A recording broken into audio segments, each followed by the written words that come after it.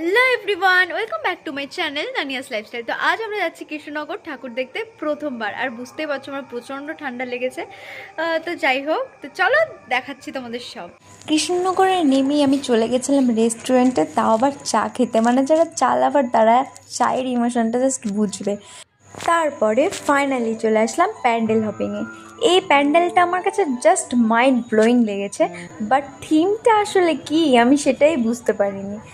আর এদিকে কিন্তু প্রোগ্রামও হচ্ছিল, আর ব্যান্ডের সাউন্ডটা জাস্ট দেখো, মানে এরকম সাউন্ড শুনলে আমি ইমোশনাল হয়ে পড়ি। কারণ আমার একটা ড্রিম এরকম সাউন্ডের সাথে গান করা, জানি না সেটা কোনোদিন হবে কি না।